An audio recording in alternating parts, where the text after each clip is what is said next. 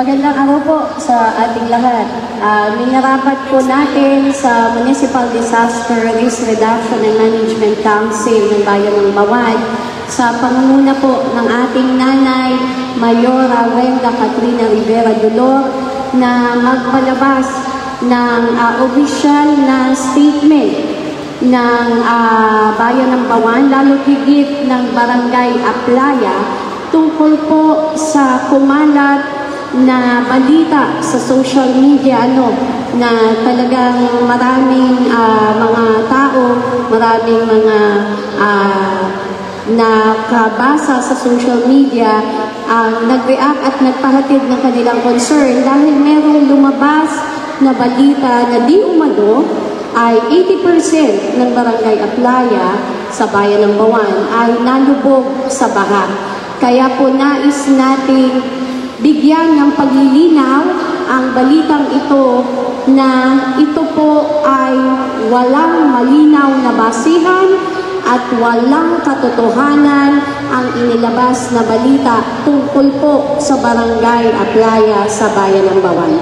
At narito po kasama natin ang ating mayora, ang ating ang mga miyembro ng Sangguniang Bayan ng Bawan, ang Pangulo ng Barangay Aplaya at ang mga miyembro ng Sangguniang Barangay para kami po mismo ang magpatunay dahil kami po mismo ang mga taga rito sa Bayan ng Bawan at kami po mismo ang nakamonitor sa sitwasyon simula pa po noong isang araw na tayo ay binabayo ng habagat na pinatindi ng ating bagyong Krising at ngayon ay Dante at Emong. Kaya po nandito ngayon at kasama natin ang Pangulo ng Barangay Aplaya para siya pong bigyang linaw yung fake news na lumabas sa social media. Pangulo? Magandang hapon po sa ating lahat, sa ating mga kasamahang opisyal ng Bayan ng Bawan, kasamahan ko rin sa Barangay Aplaya. Nais ko lang pong linawin na yung pong nabalita sa Facebook ay wala pong katotohanan. Bilang isa pong barangay captain, ako po, 10 na mga kasamahang barangay official, ay talagang kami po ang nagmo-monitor ng buong Barangay Aplaya.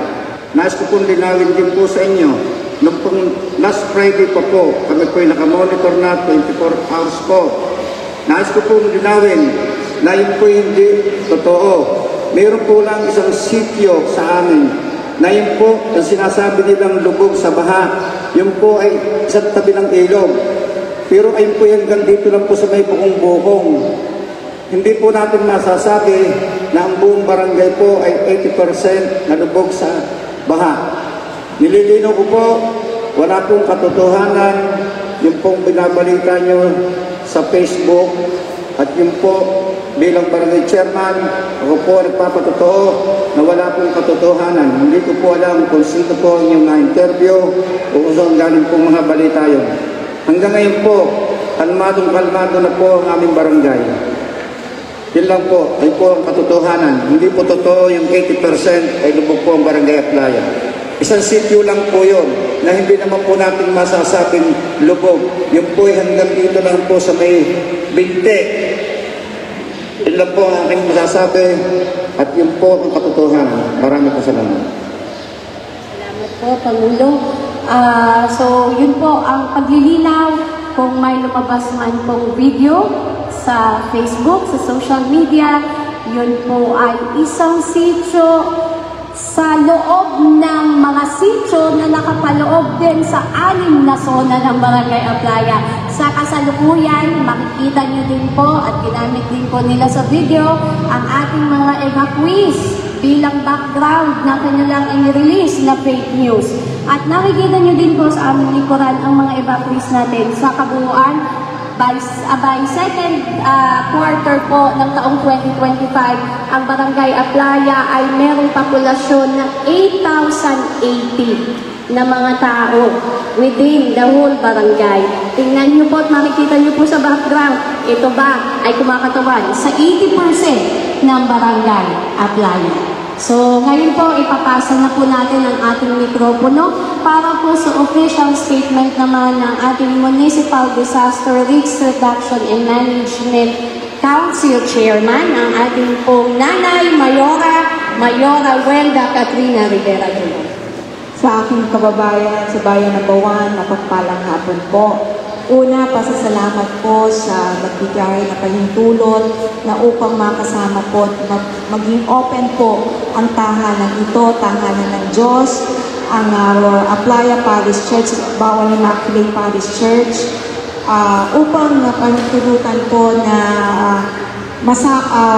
maging temporary po na tahanan ng 19 families as of 2:47 p.m. Meron po tayong 19 families na nandito po sa ating simbahan. So, naging malinaw, Pangulo, Ma'am Bel, na yung po na balitang na ilabas na post ay wala pong katotohanan. So, maging vigilant po tayo, maging careful po tayo kasi napakalaki po ng impact nung inyong na-post. So, muli po, mag-iingat, huwag po kayong mag-alala.